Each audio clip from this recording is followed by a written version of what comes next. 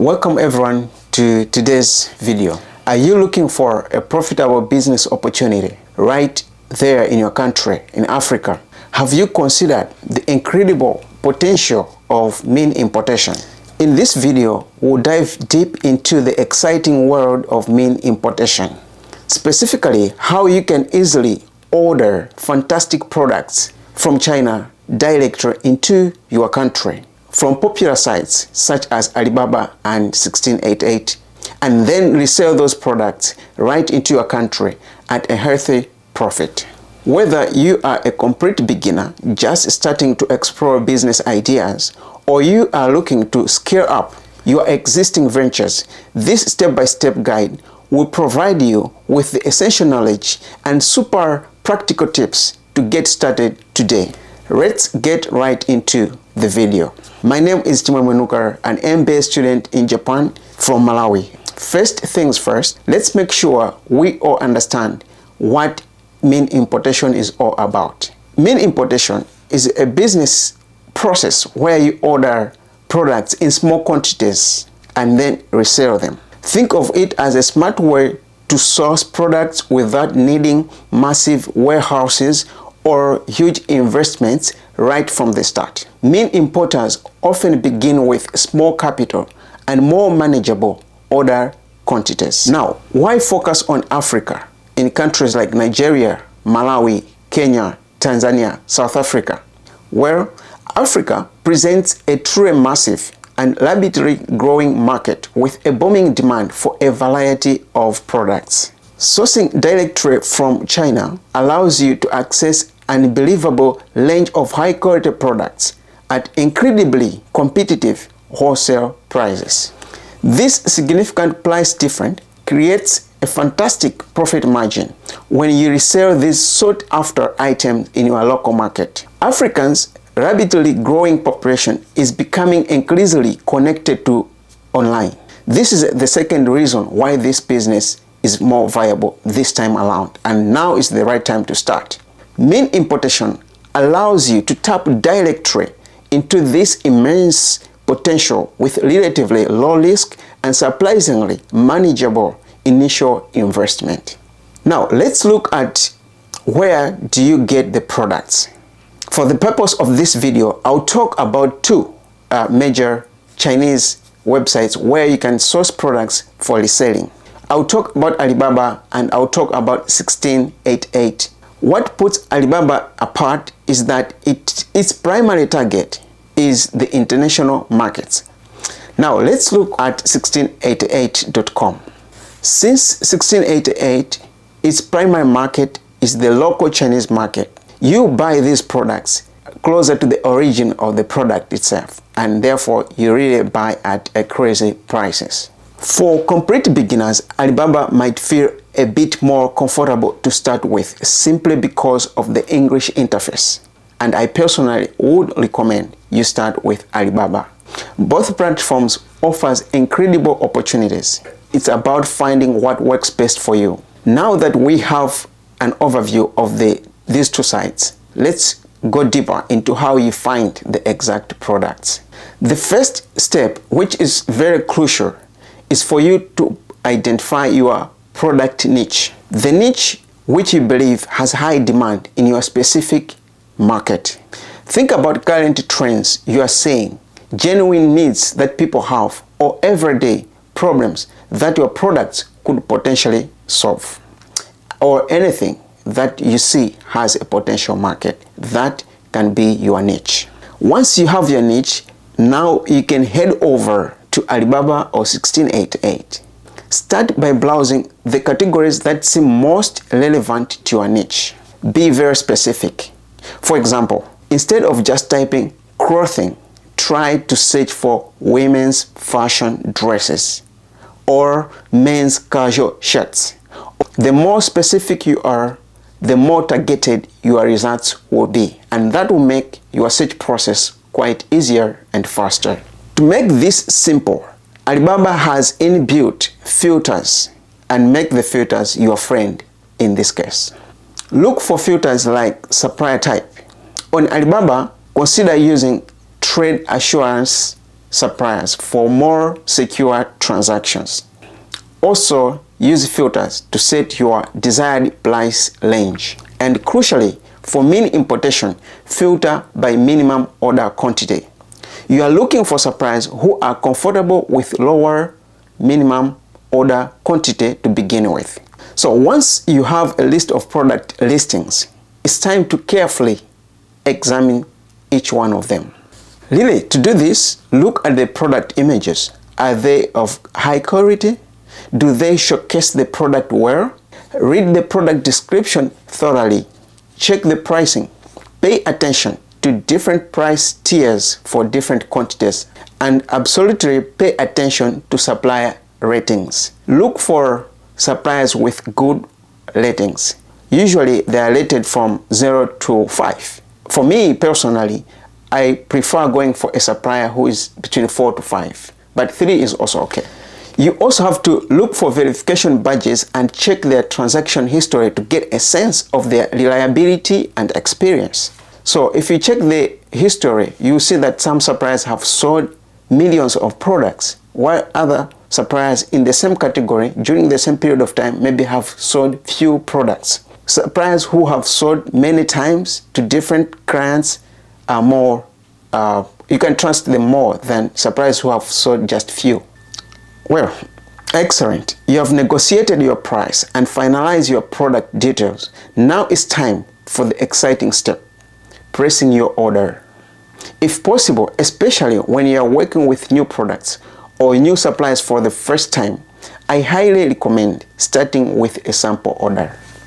Ordering a sample allows you to physically assess the product quality firsthand before committing to a larger purchase. It's a small investment that can save you from potential headaches later on. Now let's look at payment methods.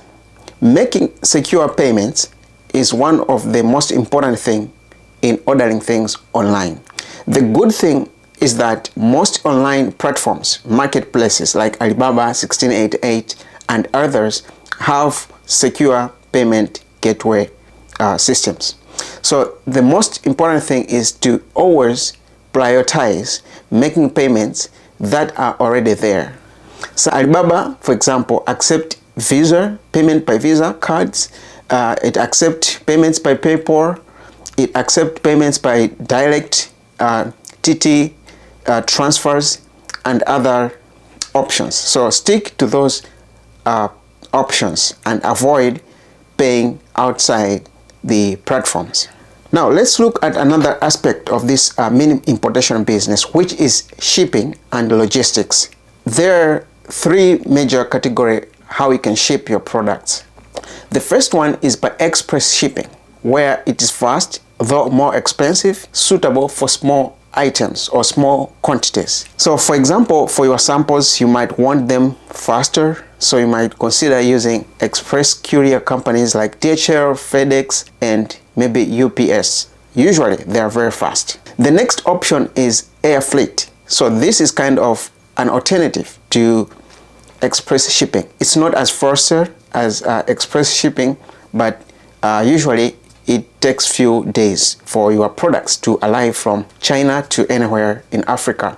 So an example, in Malawi, freight express takes about 10 to 14 days, while express might take just about 7 days or less sometimes. The third option to ship your products is by sea. So shipping by sea is the cheapest mode of shipping globally, and that's the best way when you have a lot of goods and your maybe business has stabilized and you're ordering large quantities. It becomes very economical. The only challenge is that it's not the fastest. So when just starting and when your orders are just small, it might not be the most relevant shipping method. In addition to all this, there is another key element to this process, which is a game changer. These are freight forwarders. So these are usually either individuals or companies in China that specialize in logistics and shipping of products from China to other parts of the world. Some of these freight forwarders specialize to country like China to Malawi, China to South Africa, China to maybe Nigeria or Ghana, while others do a couple of countries. But the law of the freight forwarders is that they collect your goods, they consolidate them, agreed, or you told them to process for you.